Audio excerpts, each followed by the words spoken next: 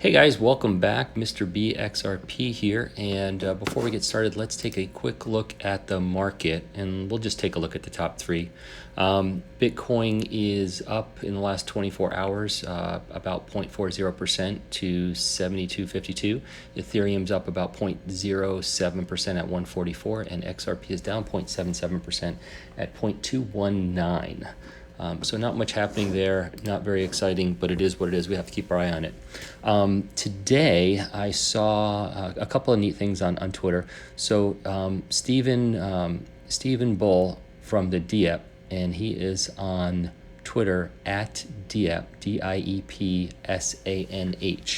He made a tweet and said 99% of ICO tokens will go away, 99% of stablecoin coins will go away, and 99% of cryptocurrencies will go away. The bridge currency will stay. And I've got to tell you something. I agree with him 100%. There's 5,000. In fact, I'm looking at CoinMarketCap right now. There are 4,930 different assets on there. And if 99% of them disappeared, there'd still be nearly 50, and I think 50 is way too much. So I think he's right, and I think that's a great tweet, and I think you should follow him on Twitter. Anthony Pompliano tweeted, I believe this morning, in response to Christine Lagarde from the European Central Bank. She had a speech yesterday, and he decided to tweet the following: Bitcoin didn't need permission to innovate. No amount of committees, press conferences, or business plans are going to help those that are set to be disrupted. I completely disagree with Anthony Pompliano on that one. As Brad Garlinghouse said recently in an interview, governments have tanks, and Bitcoin is not going to beat governments. So he can say that all he wants. He's a good guy, I think. I've met him, but I don't agree with him, and that's for sure. Also on Twitter, I did see Panda Ripple, who is at Ripple Panda XRP, made a tweet about SendFriend, who is a partner of Ripple, actually made a post. There's a post here. Okay, so Panda made this post about, it was in response to a story by CoinPost, which I think is actually in Japanese. And essentially what SendFriend said in their report is remittance fees have been reduced 75% with the use of ODL with XRP. So they're out there preaching the use of ODL and how XRP is saving them money, which we all know is why people are coming into the game and partnering with Ripple. And it's good to see them out there doing it and experiencing it and reporting back about it. So that's fantastic.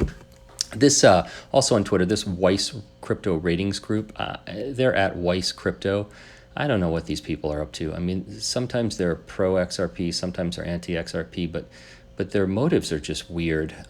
They just posted a tweet that said the following, and I do quote: "Some say XRP community transitioning over to XLM would make sense. XLM has the technological advantage over XRP, but XRP leads in adoption.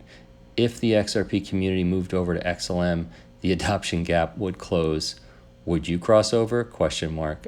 I think that's the most ridiculous tweet I've ever seen. I don't know where they come up with the technological advantages of XLM over XRP. It's inflationary. It's growing. The amount of XLM increases over time, although they did burn half of their entire amount of coins recently, which I think was a $4 billion burn. And in the end, I think within 48 hours, I think it was right back down to the same price it started at. So essentially, they threw away $4 billion. I don't know how that's ever smart, and I don't agree with that. Also out there in the Twitterverse, many last night got it was blowing up. People were posting this government document last night on Twitter. I think it was originally shared by Great Gatsby, who is at Bamboo XRP. I think he was the original person to post this document. I'm going to give him credit for it, although a lot of people did post it. But you need to be following Great Gatsby. I know him. He's a good guy, and he's one of the smartest people I've ever talked to. So you need to follow this guy at Bamboo XRP. In his tweet, he said, "Thou hath spoken the words. This is the first time I've seen XRP mentioned in an official document." So essentially in this document, and it is a monster, it's like the size of the internet. So for those that don't want to read it, I'll give you the crux of it. It was posted originally on 12/6 of 2019, so I don't know, just last week, in a document. It was called Remittance Transfers Under the Electronic Fund Transfer Act. I'm going to give you a blurb out of it that everybody's excited about. So here we go. The Bureau has continued to monitor the remittance transfer market since the publication of the assessment report and observes that most of these developments continue to progress. Examples include the continued growth and expanding functionality of the Society for Worldwide Interbank Financial Telecommunications, which is SWIFT, Global Payment Innovation GPI tracking product, which can increase the amount of upfront information available to send, and I think it says to send institutions, and the expansion of major payment card networks' capacity to support cross-border payments. We're getting to it, guys. Hang in there. The continued growth of fintech non-bank remittance transfers providers and their further expansion into the partnerships and other relationships with banks and credit unions, which allow such entities to tap into the closed network payments systems that non-bank remittance transfer providers have developed. Here we go. The continued growth and expanding partnerships of virtual currency companies such as Ripple, which offer both a payments messaging platform to support cross-border money transfers, as well as a proprietary virtual currency, XRP, which can be used to effect settlement of those transfers. That's in a government document, guys. It is absolutely official.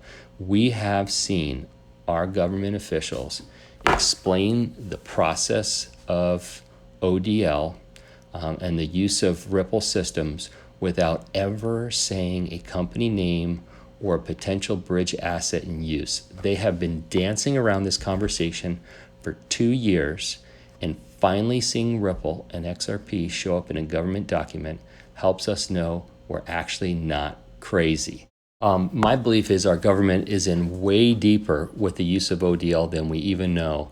And when they are ready to let this cat out of the bag, they will. More importantly than the fact that they haven't mentioned Ripple or XRP in all this time is pure 100% fact that they've also never made a negative reference to Ripple or XRP. So the point is, they may have never used the name before, but they've also never used the name in a negative way. They've never said, this is not going to happen, that what this company is doing is not going to happen, this asset is a problem. They have never said anything about it, positive or negative, and now it's showing up in a government document. There is a reason why Ripple has taken meetings with the IMF, the Fed, the White House, and others. I believe where there is smoke, there is fire. So that's just my belief. And I think if you guys want to read that document, you should hop over to Twitter, and you can get it right there, or you can just Google, if you want to, the name of the document, which is Remittance Transfers Under the Electronic Fund Transfer Act. And you can go ahead and read it yourself, but you better have a couple of days off of work because it's a long document. Also, I want to do something else I'd seen on Twitter. It said, success is no accident. It's hard work, perseverance, learning, studying, sacrifices, and most of all, loving what you're doing, which I think is important.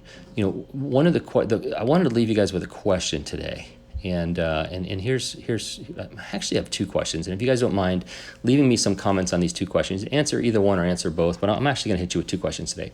So who thinks CoinMarketCap, Coin Paprika, and all the other companies that show the value of digital assets, who thinks that they should leave off stable coins in the list? And who believes that those coins should not be in the same list as digital asset investments?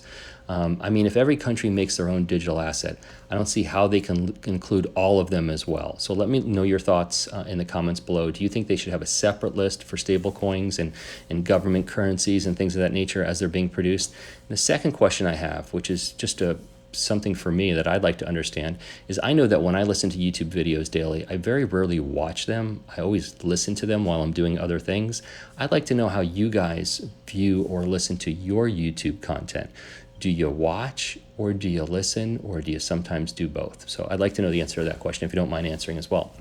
Also, if anyone is interested in additional crypto interaction and chat from like-minded people, please check out our Patreon group in the description of my video. I am not a financial advisor, a crypto expert, or a teller. These are my opinions only and do not make any financial decisions based on anything I say.